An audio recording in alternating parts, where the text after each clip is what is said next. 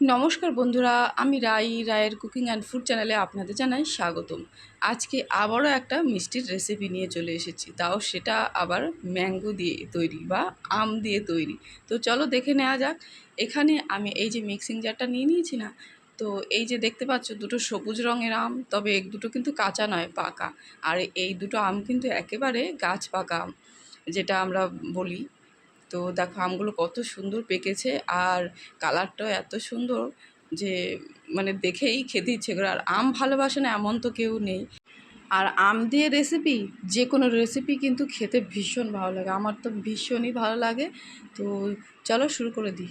প্রথমেই এই যে মিক্সিং জারটা দেখতে পাচ্ছ, সেই মিক্সিং জারে আমগুলোকে আমি কেটে নিয়ে নেব, আর ভালো করে একটা পেস্ট তৈরি করে নেব। আমি এইভাবে দুটুকরো করে চামচের সাহায্যে তুলে নিই, আর খুব ইজি সহজে, মানে খুব তাড়াতাড়ি হয়ে যায়, আর কোনো ঝামেলাও থাকে না।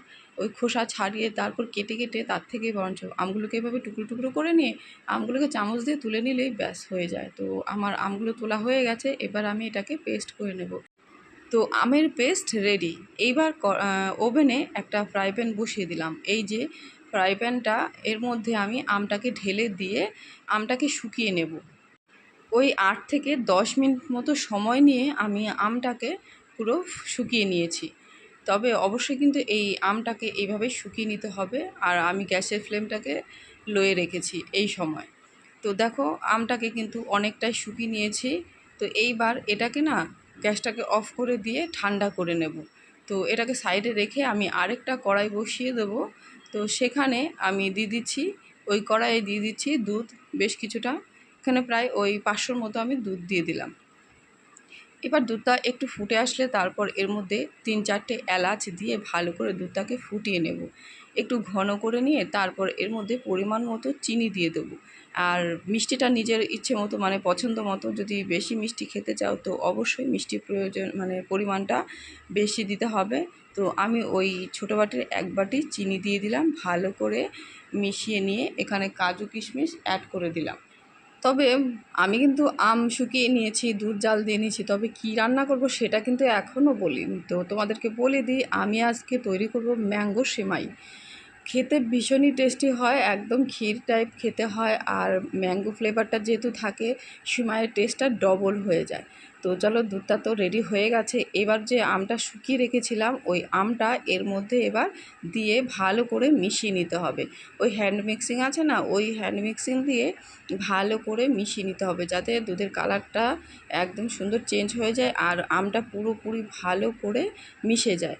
তো এই যে মেশানোটা অবশ্যই ভালোভাবে সাবধানে করতে হবে। আর আমটা কিন্তু অবশ্যই মিষ্টি থেকে দিতে হবে, যাতে দুধটা কেটে না যায়। তো দুধটা আর আম মিশিয়ে নিয়েছি, আর এদিকে ওই আগের ফ্রাই প্যানটাতেই আমি আবার দিয়ে দিলাম 1 চামচ মতো ঘি। আর এই যে ভালো থেকে একটা সিমুই নিয়ে নিয়েছি, একদমই সরু পাতলা থেকে সিমুই নিতে হবে। তো সিমুইটা নিয়ে আমি এবার গুঁড়ো গুঁড়ো করে ভালো করে ঘি দিয়ে ভেজে নেব। আমি ঘিয়ের পরিমাণটা 1 চামচ দিয়েছি, তো তোমরা চাইলে এর থেকে বেশি অ্যাড করতে পারো। তো এখানে এবার ভালো করে সেমাইটা আমি ভেজে নেব, একটু লালচে করেই ভেজে নেব, মানে একটু ব্রাউন ব্রাউন হবে, তারপর সেমাইটাকে নামিয়ে নেব। তো রায়ের কুকিং অ্যান্ড ফুড চ্যানেলটাকে যারা আগে থেকে সাবস্ক্রাইব করেছো তাদের অসংখ্য ধন্যবাদ, আর যারা নতুন দেখছো তারা প্লিজ সাবস্ক্রাইব করে আমার পাশে থেকো, আর ভালো লাগলে লাইক শেয়ার কমেন্ট করো।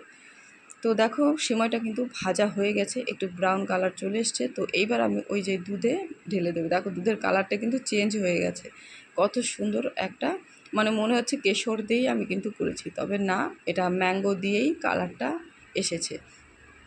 তো এবার ভালো করে সিমইটাকে মিশিয়ে নিয়ে আমি ব্যাস একটু ফুটিয়ে নিলেই সিমই কিন্তু রেডি। সিম্পলভাবে আজকের এই সুইট রেসিপিটা হয়ে গেল।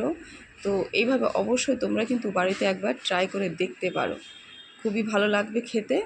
আর সত্যিই বলছি, ভীষণই টেস্টি হয় এই রেসিপিগুলো খেতে। তো আমি ওই মিনিট 2 ফুটিয়ে নিয়ে আমি নামিয়ে নেব। আর দেখো ঘনত্বটা ঠিক এরকম এসছে, আর ঠান্ডা হলে এটা আরও ঘন হয়ে যাবে, একদম ক্ষীরের মতো হয়ে যাবে। তো সিমইটা যেহেতু সরু একেবারে, তো বেশি ফোটাবো না। তো এবার একটা আমি যে আগের ফ্রাই প্যানটা, ওই ফ্রাই প্যানে দেখো ঢেলে দিয়েছি, দেখতে কত সুন্দর হয়েছে, খেতেও সেই রকমই টেস্ট হবে। তো একটু তুলে দেখাচ্ছি, দেখো ঘনত্ব ঠিক এইরকম। তো আজকের ভিডিওটা এখানে শেষ করলাম। সবাই ভালো থেকো, সুস্থ থেকো, আবারও দেখাবে নতুন ভিডিও নতুন রেসিপির সাথে।